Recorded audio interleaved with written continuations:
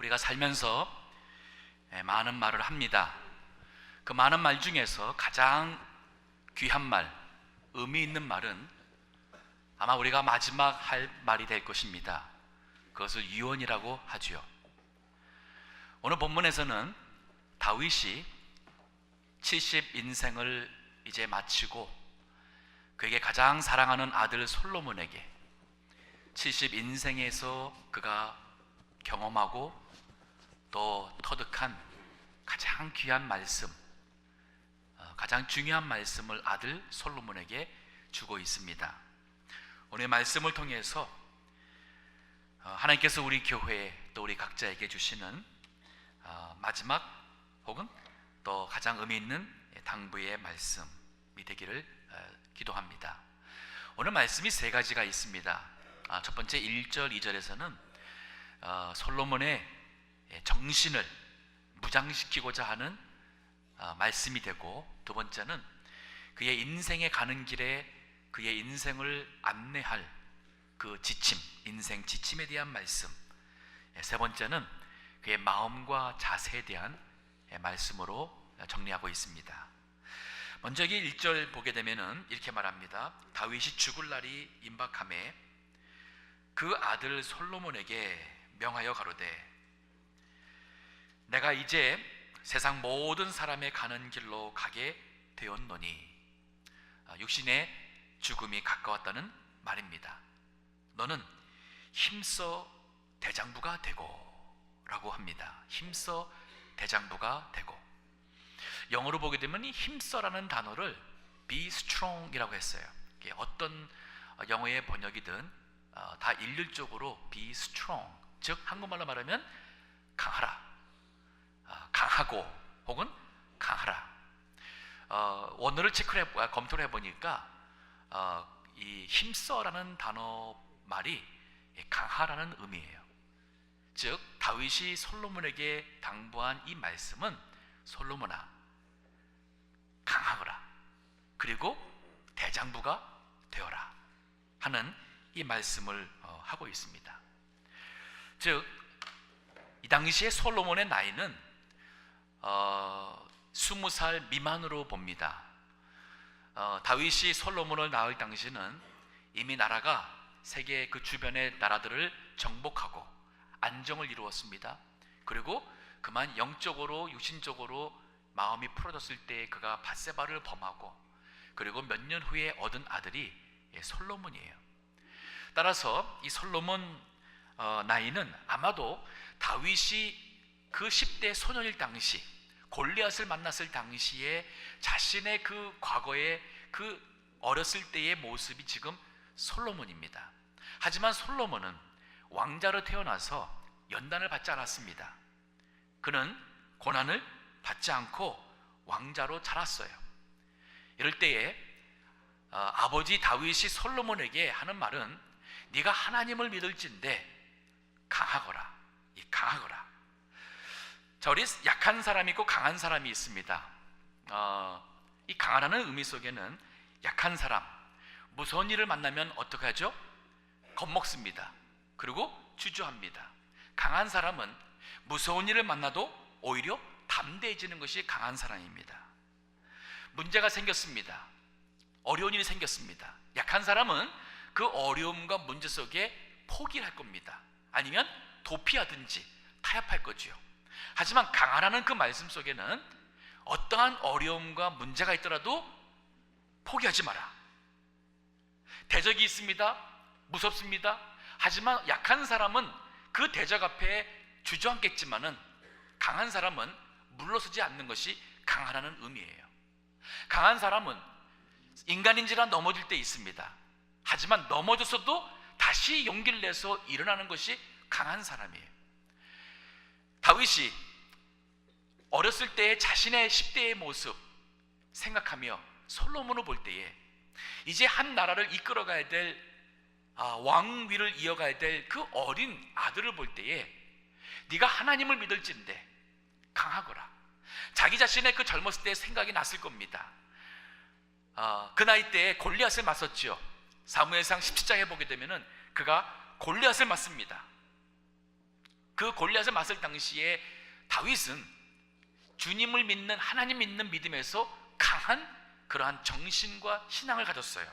사무엘상 17장 34절에서 36절 말씀 읽어주시기 바랍니다. 다윗이 사울에게 고하되 주의 종이 아비의 양을 지킬 때에나 사자나 곰이 와서 양떼에서 새끼를 움키면 내가 따라가서 그것을 치고 그 입에서 새끼를 건져내었고 그것이 일어나 나를 해하고자 하면 내가 그 수염을 잡고 그것을 쳐 죽였나이다. 주의 종이 사자와 곰도 쳤은즉 사시는 하나님의 군대를 모욕한 이 할례 없는 블레셋 사람이니까 그가 그 짐승의 하나와 같이 되리이다. 믿음에 강한 것은 나이와 상관이 없습니다. 다윗은 어렸어요. 양을 지켰습니다. 하지만 믿음으로 양을 지키니까 그 양의 생명을 얼만큼 소중하게 생각했냐면 곰과 사자가 와서도 물러나지 않았어요. 왜냐하면 강하니까. 그 경험으로 근거해서 골리앗이 앞에 있는데 모든 사람들, 심지어는 사울 왕까지도 다 무섭다고 숨고 피했는데 다윗은 그러는 거예요. 아니 대체 이 사람이 누구길래, 할례도 받지 못한 사람이, 여호와 하나님도 모르는 사람이 어떻게 우리 하나님을 모욕하는데 내가 어찌 가만히 있겠는가? 제가 나가겠습니다. 나를 사자와 곰에서 지켜주신 하나님께서 나를 지켜주실 것입니다. 이게 바로 믿음에 강한 거예요. 다윗이 솔로몬에게 원했던 것은 나는 한평생 하나님을 믿고 의지하느라고 살아왔는데 내 아들아, 너도 하나님을 믿을진데 강하거라.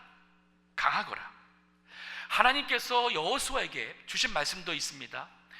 모세가 얼마나 위대한 지도자였습니까?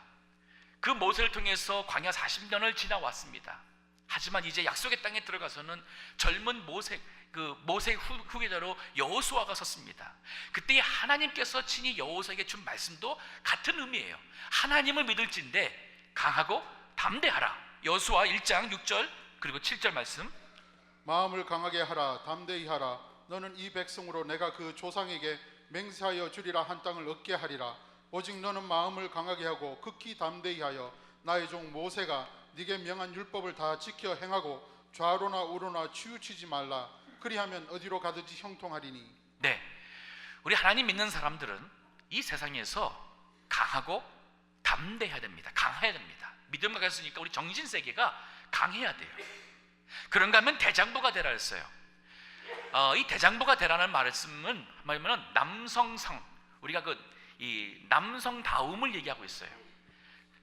요즘에는 이 남성다움과 여성다움, 남성상과 여성상이 많이 약해진 시대가 되었어요. 여기서 말하고 있는 이 남성다움이라는 것은 뭐냐면 용기입니다. courage. 즉 하나님을 믿는 믿음에서 나오는 남성답게 용기를 내라는 거예요. 어떠한 문제와 대적이 따라서 우리가 겁먹지 말고 남성답게 거기에 용기를 내라. 여기 말씀 속에서는 결단력이 요구가 됩니다. 즉 주저하고 이렇게 머뭇거린 것이 아니라 이것이 하나님의 뜻이라면 이 길을 가는 데 있어서 주저하지 않는 결단력 있는 것이 남성다움이에요. 대장부가 되어라. 그 과정 속에 책임을 지는 것이 또한 남성다움입니다. 요즘에는 이 남성다움의 이 모습이 많이 흐려졌습니다. 남성다움의 반대가 바로 뭐냐면 비겁한 거예요. 왜 비겁합니까? 자기 자신의 손해가 볼까봐, 이것이 잘못된 걸 알면서도, 거짓인 걸 알면서도, 불의인 걸 알면서도 많은 사람들이 비겁하게 행동합니다. 책임을 지지 않으려고 합니다. 이기적입니다. 왜? 하나님을 믿는 믿음보다는 어떠한 자기의 실속을 계산하다 보니까 이기적인 데서 약속을 어기는 배약을 합니다. 배신합니다. 하지만 남성다움의 의미에서는 용기가 있습니다. 결단력이 있습니다. 책임을 지니까 의리가 있습니다. 신실합니다. 다윗은 아들에게 이런 말씀을 할 때에 그의 자신의 어떠한 인생을 돌아보고 있었을 겁니다. 다윗은 남성다운 사람이었어요. 그는 전쟁터 나갈 때는 겁먹지 않고 왕이라 해서 뒤에 서서 앞에 선 게 아니라 그가 친히 칼을 잡고 전쟁터에 나가서 적군을 맞은 용사였어요. warrior. 그는 남성다운 그러한 용기가 있었습니다. 하지만 그가 하나님 앞에 설 때는 그는 열정이 있었어요. 그 하나님을 향하여서 정말 자기 자신이 있는 이 음악 재능을 가지고 악기를 듭니다. 그 악기를 들고 연주할 때 듣는 사람들의 마음에 은혜가 끼쳤어요. 심지어는 사울 왕이 정신적 질환을 겪고 있는 동안에도 다윗이 그 악기를 연주할 때에 그 마음에 평화가 있고 하나님의 영이 임했다고 그랬습니다. 그가 입을 벌릴 때에 그는 시를 했습니다. 하나님을 향한 기도가 시였어요. 그게 바로 시편의 내용들이죠. 그는 얼마나 하나님을 향한 이 진실된 열정이 있었냐면 하나님의 언약궤를 자기가 그 이제 왕이 된 다윗성으로 그것을 가져오고자 할 때에 그 언약궤 들어올 때 그 기쁨을 사람들이 있거나 말거나 그는 춤을 추며 그 기쁨을 감추지를 못했습니다. 그는 남성다웠습니다. 약속을 지켰습니다. 요나단과 사울왕의 아들이지 않습니까? 결국 나중에는 사울 집안과 다윗 집안은 원수 집안이 되었는데도 그 아들 요나단과 약속을 한 것을 그는 평생 지켰습니다. 왕이 된 후에도 그 요나단이 죽은 다음에도 그 아들 무비보셋을 자신의 아들 왕자와 같이 평생 지키고 약속을 지킨 의리의 사나이였어요. 이게 바로 다윗이 솔로몬에게 대장부가 되어라, 하나님을 믿는다면 그 하나님 믿는 데서 나오는 강함과 거기서 나오는 남성다움, 용기, 믿음의 용기요, 결단력이요, 책임을 지는 것이요, 의리를 지키고 신실하고 끝까지 하나님 앞에 열정을 가지고 섬기는 예배자가 되거라. 이 말씀이 바로 강하고 담대하라, 힘써 대장부가 되어라 하는 말씀 속에 담겨 있습니다. 다윗이 얼만큼 이 모습을 사는 것이, 저는 그가 밧세바를 범해서 범죄했을 때에 하나님께서 나단 선지자를 보내서 그를 책망합니다. 사무엘하 12장 13절의 말씀. 다윗이 나단에게 이르되 내가 여호와께 죄를 범하였노라 하매 나단이 다윗에게 대답하되 여호와께서도 당신의 죄를 사하셨나니 당신이 죽지 아니하려니와. 내가 죄를 범하였나이다. 내가 여호와께 죄를 범하였나이다. 하나님께서 나단 선지자를 보내서 다윗에게 지적을 하니까 그가 주저하지 않고 제가 여호와께 죄를 범했나이다. 지금 이 시대가 어떤 시대인가요? 정치인도 그렇고 사업하는 사람도 그렇고 심지어는 어떤 종류의 리더에 있는 사람들이 항상 뭐라 그래요? 나는 기억이 안 난다, 잘 모르겠다, 나는 안 했다. 나중에 재판까지 가서 유죄가 되면 그때 가서 뭐라 그래요? 송구합니다. 심력기 틀어서 송구합니다. 하지만 그 판결 가기까지는 뭐라 그럽니까? 다 책임을 안 지려고 그래요. 그 이유가 뭐죠? 우리 한국 정서, 나쁜 정서입니다. 어떤 분은 목사님이신데 저한테 그 얘기를 했었어요. 제가 저한테 그런 얘기를 하더라고요. 교인들에게 사과하지 마라. 잘못해서도 잘못 인정하지 마라. 그렇게 저한테 충고하는 목사님이 계셨어요. 왜 그러냐? 사과하면 목사의 권위가 떨어진다는 거예요. 이거는 신앙 안에서의 남성다움 아닙니다. 다윗은 자기 잘못한 것을 형제가 지적할 때, 깨닫을 때 그가 내가 여호와께 죄를 범하였나이다. 그런데 그 이후에 보면은 이 시편에 보면은 그가 정말 하나 앞에 회개한 것이 나와요. 대표적인 것이 시편 51편입니다. 집에 가서 읽어보세요. 그게 바로 밧세바를 범하고 나서 그가 하나 앞에 참회, 자기의 죄를 고백하는 시예요. 이 기도를 모든 사람들이 다 보고 다윗이 범죄했던 사실을 다 알았습니다. 우리 신앙인들은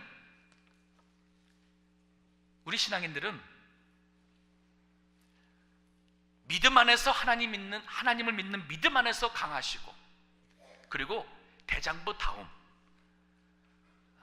믿음의 용기를 가지고 신앙의 일이라면 분명하게 예스 노의 결단력을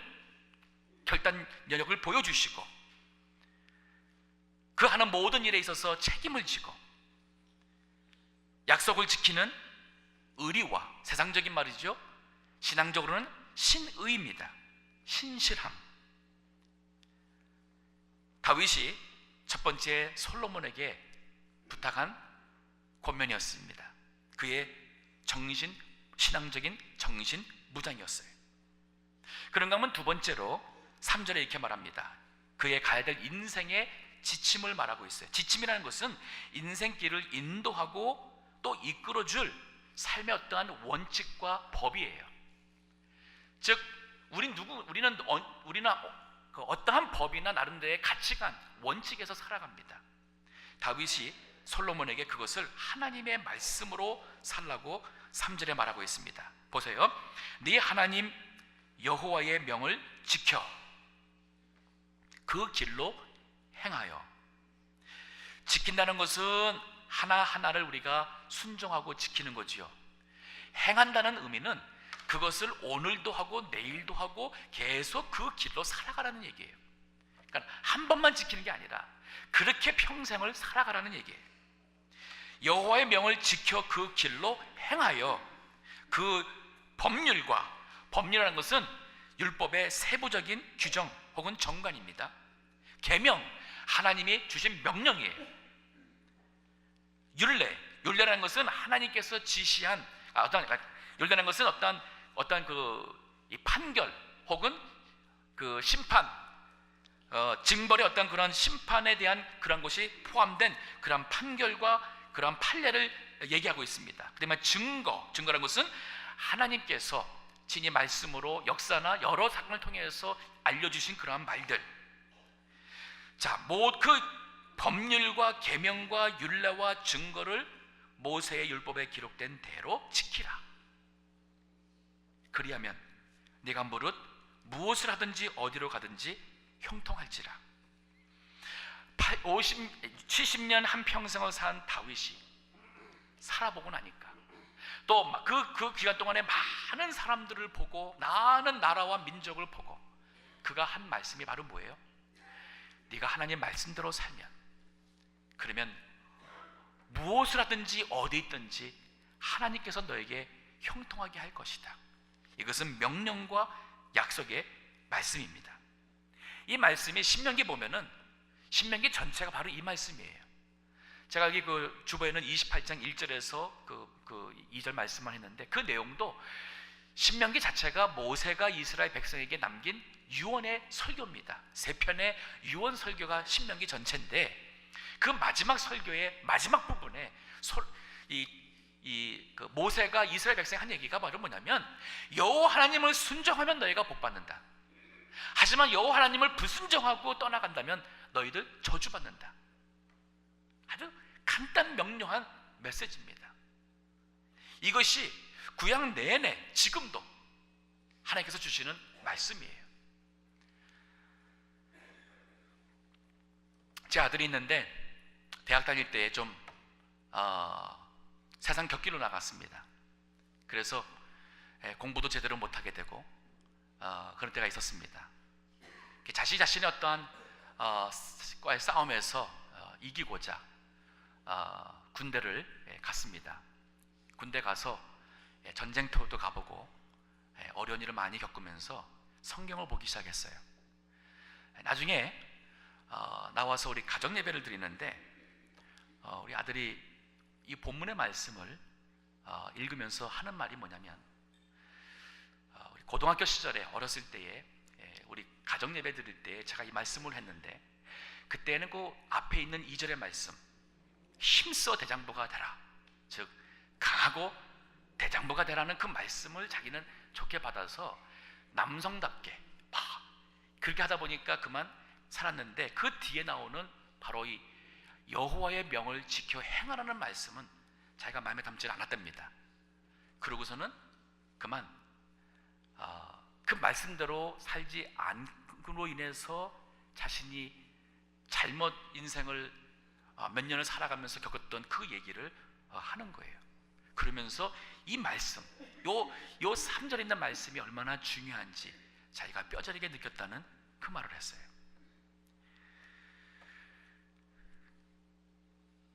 인생에 내 가는 길을 이끌어주고 인도할 그 가치관이 무엇인가? 그 법과 원칙이 무엇인가? 이 중요한 것입니다.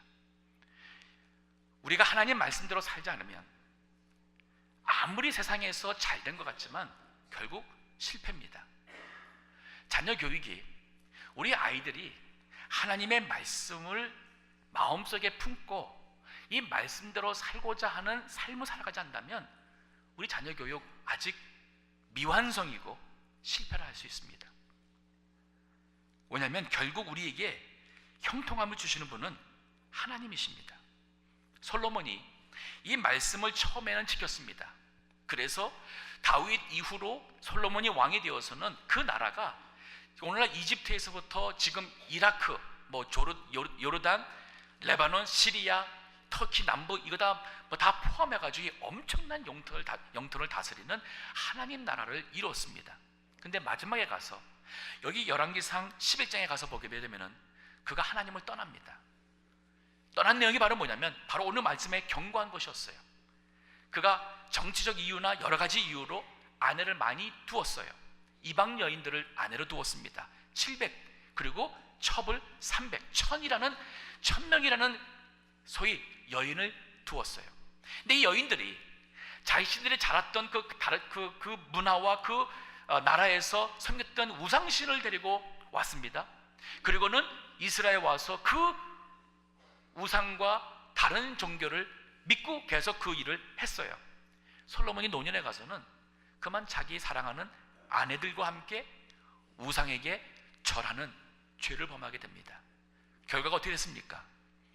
솔로몬이 죽고 나서 나라가 북이스라엘, 남이스라엘은 유다와 에브라임 지파, 그 외의 10지파 북이스라엘로 남과 북이 갈라지는 민족적 비극과 분쟁이 일어나게 된 거예요. 하나님 말씀대로 사는 게 그것이 우리에게 복입니다. 성공입니다.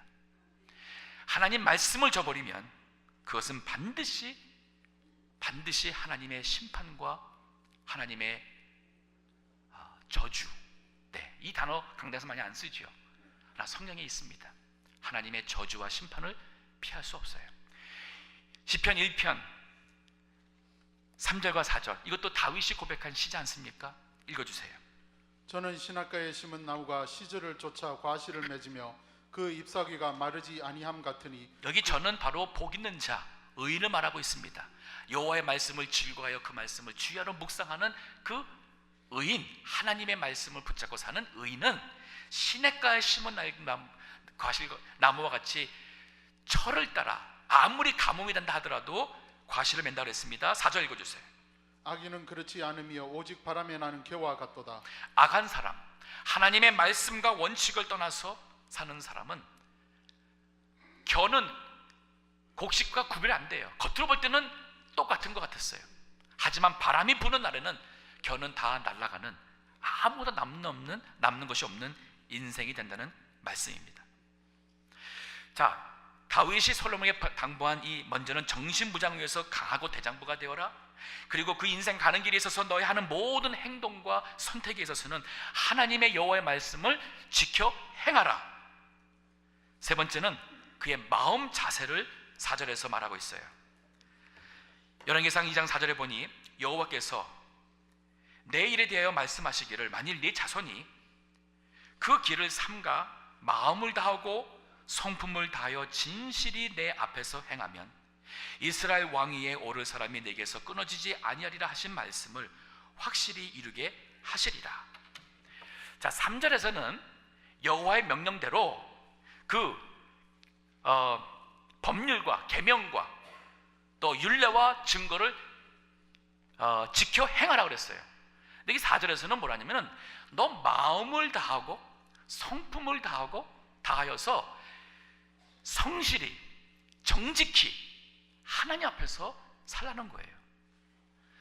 자, 위에 것은 잘하는데 마음을 다하고 성품을 다하여 진실되이 하지 않는다면 바로 뭐예요? 그건 가식입니다. 가식이에요. 그렇죠? 우리 세상에서는 이런 걸 갖다가 짜가라고 그럽니다. 짜가. 물건을 샀는데 겉으로 볼 때는 명품이었어요. 근데 실제 그 내용은 진짜 명품이 아니었다면 그건 짜가. 이거는 사기입니다. 속이는 거예요.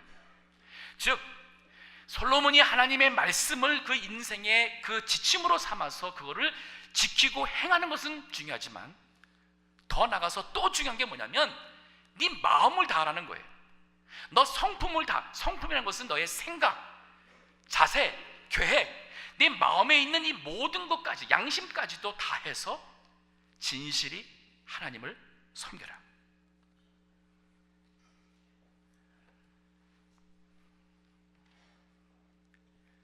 그렇게 할 때에 하나님께서 나에게 약속한 왕위가 끊어지지 않게 한다고 했다고 합니다. 다윗은 이 말할 때에 자기 인생을 돌아봤을 것입니다. 하나님께서 이새의 아들 8 중에서 막내 다윗을 택할 때는 이유가 있었어요. 그 이유는 다른 것이 아닌 그의 중심이었습니다.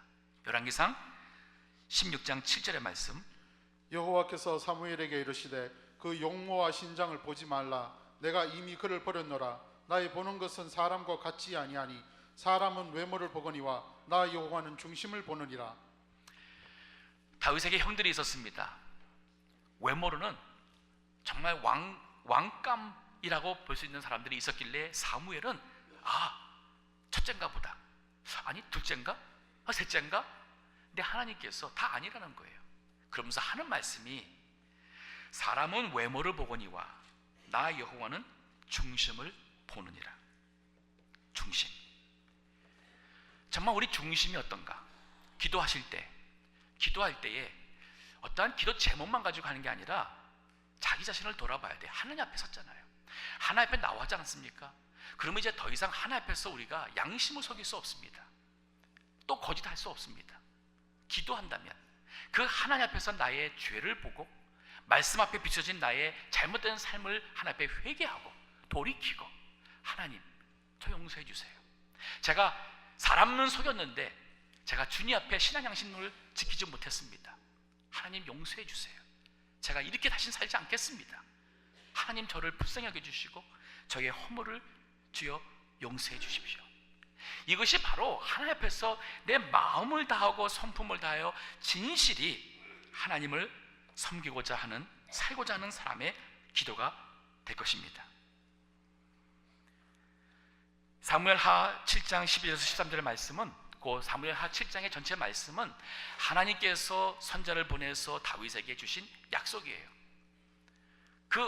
너뿐 아니라 너희 후손도 이렇게 내 앞에서 진실하게 말씀을 지키고 산다면 내가 너에게 약속한 그 왕위가 대대로 영원히 이어지게 하리라는 하나님의 약속의 말씀입니다.